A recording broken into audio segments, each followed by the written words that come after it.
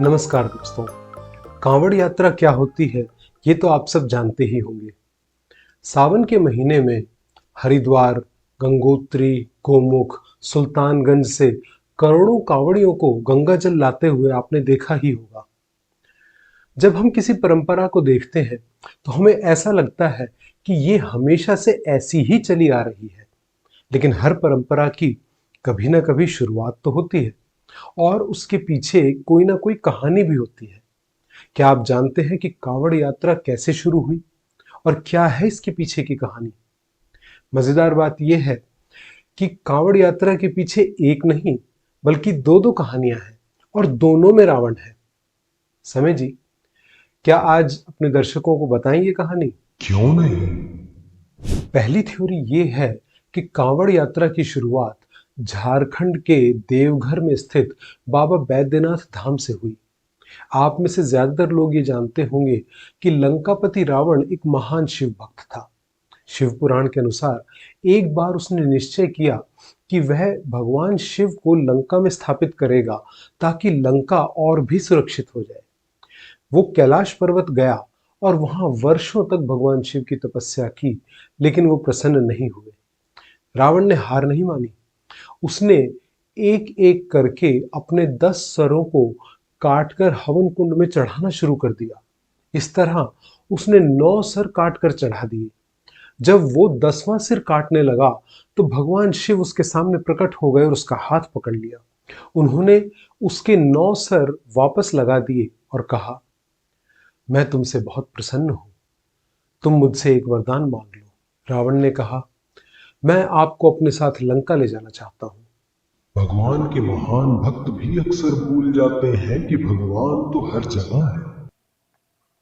शिवजी ने रावण को एक शिवलिंग दिया और कहा, इसे अपने साथ लंका ले जाओ, लेकिन एक बात ध्यान रहे कि इसको धरती पर पहली बार जिस जगह रख दोगे ये वहीं स्थापित हो जाएगा और फिर इसे कोई भी हिला नहीं पाएगा। रावण अपने पुष्पक विमान में बैठकर लंका की ओर चल पड़ा। रावण के पास अपना प्राइवेट जेट था।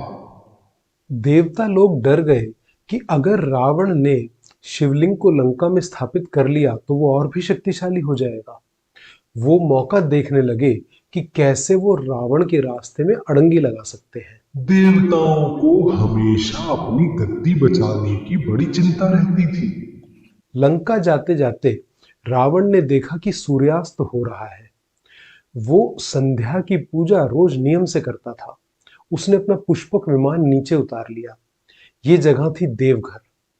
समय जी, कैलाश पर्वत से लंका जाने का मार्ग झारखंड होकर बनेगा क्या? देखो, थोड़ा खींचतान के बन तो जाएगा। ठीक है, इतनी खींचतान तो चलती है। रावण की इमरजेंसी लैंडिंग से देवों को मौका मिल गया। विमान उतारने के बाद रावण ने आसपास देखा कि शिवलिंग किसे थमाऊं, तो एक ग्वाला दिखाई दिया। ये असल में गणेश जी थे। रावण ने ग्वाले से कहा, जब तक मैं पूजा करूं इस शिवलिंग को उठा लो। ग्वाला तैयार हो गया। पूजा की तैयारी के लिए रावण ने आचमन किया और अपने हाथ से पानी को पिया। पानी की बूंदों के साथ पानी के देवता वरुण रावण के शरीर में प्रवेश कर गए। अंदर जाने के बाद उन्होंने ऐसा हंगामा मचाया कि रावण को लगा, अब तो मुझे 1 नंबर के लिए जाना ही पड़ेगा। यह 1 नंबर जाना, 2 नंबर जाना, यह क्या होता है? पानी पीने के बाद अगर 1 नंबर के लिए जाना पड़े तो आप खुद ही समझ लीजिए कि वो क्या होगा। समझ तो मैं रहा हूं, लेकिन एक दिन मैंने देखा एक इंसान अपने दोस्त से कह रहा था कि अमिताभ बच्चन 1 नंबर हीरो है। तो क्या इसका मतलब हुआ कि वो... वहां 1 नंबर का मतलब है बेस्ट। तुम इंसानों का यही समझ नहीं आता। एक बात के कई मतलब निकलते हैं। खैर, आगे चलो। कैमरे की ओर चलो। अरे नहीं, मेरा मतलब है कहानी को आगे बढ़ाओ। समय जी, कभी कभी बातों के दूसरे मतलब भी हो जाते हैं। Smart boy. रावण 1 नंबर के लिए जंगल में चला गया उसके जाते ही गणेश जी ने शिवलिंग को जमीन पर रखा और कैलाश पर्वत चले गए। रावण जब वापस आया तो उसने देखा कि शिवलिंग जमीन पर रखा है। उसने शिवलिंग को उठाने की बहुत कोशिश की, मगर शिवलिंग नहीं उठा।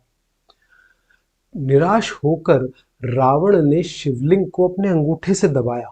इससे शिवलिंग पर एक निशान पड़ गया जो आज भी देखा जा सकता है। रावण को खाली हाथ लंका वापस लौटना पड़ा। अब बेचारा दोबारा सर काटने की हिम्मत कहां से लाता।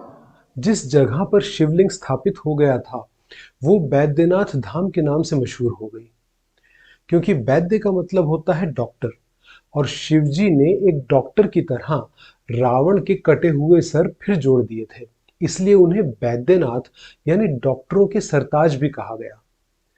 बाद में सावन के महीने में कांवड़िए सुल्तानगंज से अपने कावड़ों में गंगा जल भरकर लाकर बैद्यनाथ धाम पर चढ़ाने लगे। जिन विद्वानों ने कावड़ यात्रा के इतिहास को ढूंढने की कोशिश की है, उनका मानना है कि बैद्यनाथ धाम पर कांवड़ चढ़ाने से शुरू होकर धीरे धीरे ये परंपरा पूरे उत्तर और मध्य भारत में फैल गई। ये तो हुई एक थ्योरी। दूसरी थ्योरी क्या है? दूसरी थ्योरी ये है कि कांवड़ यात्रा की शुरुआत पुरा महादेव के मंदिर से हुई। क्या तुम जानते हो ये मंदिर कहाँ है? जानता ही नहीं समय जी, मैं तो वहीं का हूँ। ओहो, बागपत का लौंडा है ये। और मैं के लंदन से आ रहा हूँ। पूरा गांव ते 3 गांव निंगे तुम्हारा गांव है। लोकल्लो बात, मैं न्यू ही अफलातून समझ रहा। समय जी, आप हमारी बोली कैसे बोल लेते हैं? मैं सब बोलियां बोल सकता हूँ, मैं समय हूँ। ये कुछ ज्यादा लंबी नहीं छोड़ दी आपने? फ्रेंच बोल के दिखाइए। दोस्तों, मुझे तो फ्रेंच नहीं आती। अगर आप में से किसी को फ्रेंच आती हो तो कमेंट्स में लिखकर बताएं कि इन्होंने क्या बोला। अच्छा, तमिल में कुछ बोलिए। नी पाएतिया मौके इरिक्युरा। इसका क्या मतलब हुआ? तुम पागल हो। मैं क्यों पागल हूँ? पर्सनली मत लो, मैं तो बस तमिल का उदाहरण दे रहा था। वाह, क्या उदाहरण है। खैर, हम थे पुरा महादेव के मंदिर में।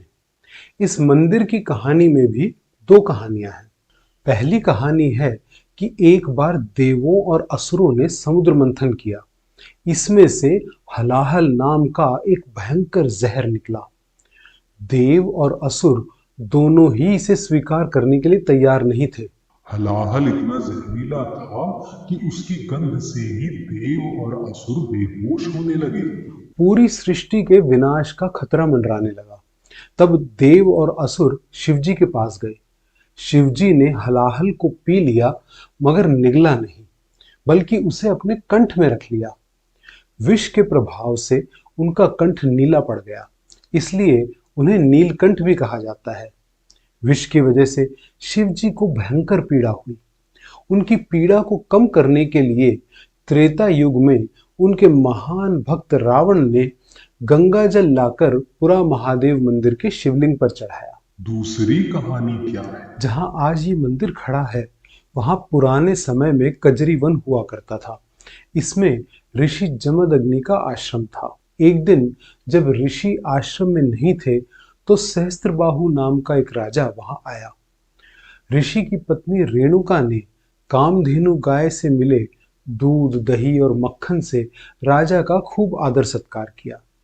राजा इतना इम्प्रेस हो गया कि गाय को खोलकर ले जाने की कोशिश की, मगर गाय नहीं गई।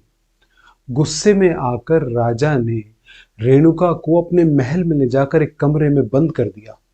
अगले दिन जब उसकी रानी को यह पता चला तो उसने रेणुका को छुड़वाया।